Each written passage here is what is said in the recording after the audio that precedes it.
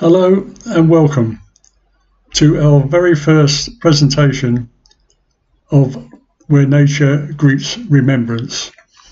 My name is Mike Colton and I am the founder of the Allied Special Forces Memorial Grove at the National Memorial Arboretum, UK. This journey of remembrance commences at the Vera Atkins and the women of the Special Operations Executive Memorial Seat at the start of the Allied Special Forces Memorial Grove. The design of the seat is a hexagram, a six-pointed star. This design has been used in virtually all religions throughout the centuries. The pine tree at the centre of the hexagram was grown from a seed found in a cone which was picked up inside the electric fence of Natzweiler concentration camp in France, which was about 50 kilometres from Strasbourg. The Vera Atkins Memorial Seat is linked to the Phantom Garden up by the Aspect Centre at the Arboretum, where the men of Phantom Signals who worked with the SAS during Operation Leuchten are remembered by Sergeant Len Owens, MM. The Old English sandstone, which surrounds the Dieppe Raid Memorial plaques, came from Console Hall up near Stoke-on-Trent, and we dug it out in 2007 and brought it to the Grove. Originally, we filled the whole of this garden with heather, different types of heather.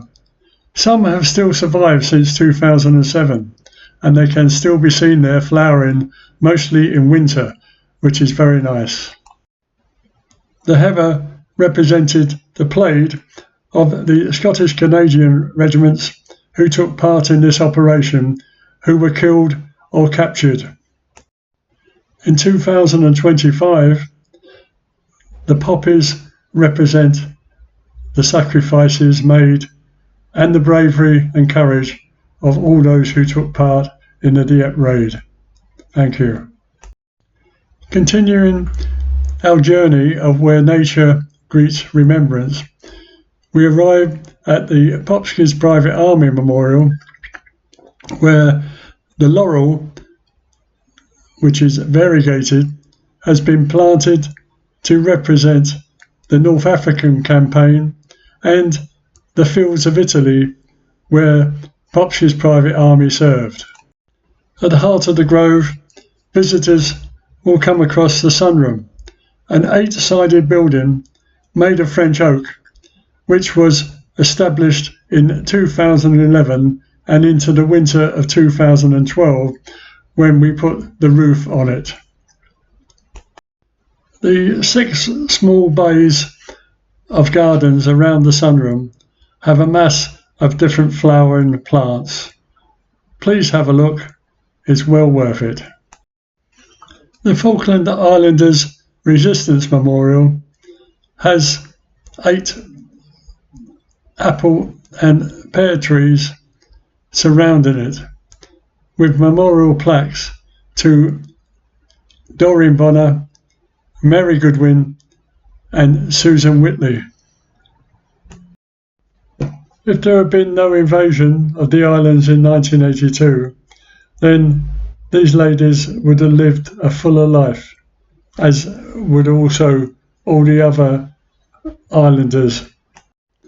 Len Owens, MM, who created the Phantom Garden, once said to me, "We need a big flag at the end of the Arboretum by the railway viaduct to signal to people where the Arboretum was." So, hence Peggy.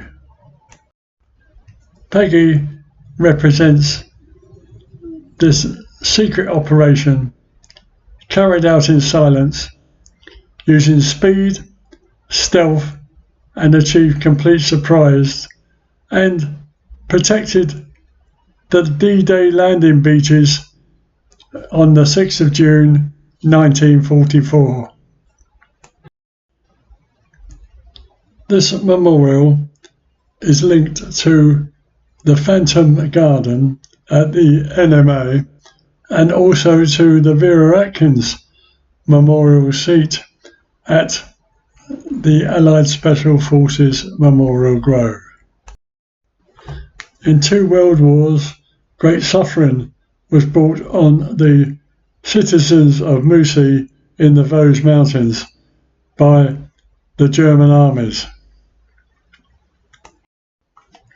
The citizens of Musi in the Vosges suffered terribly at the hands of the German occupiers during World War II.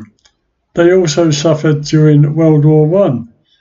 However, when the SAS patrols of Operation Leuchten were in the area, they suffered even more. This memorial remembers all of those who survived and those who suffered and those who died. A sad tale for Musi. After nearly 22 years of creating memorials of virtually unknown heroes from around the world, we now set our sights on a new memorial to the Shetland bus. There is much on the internet about this, so I suggest have a look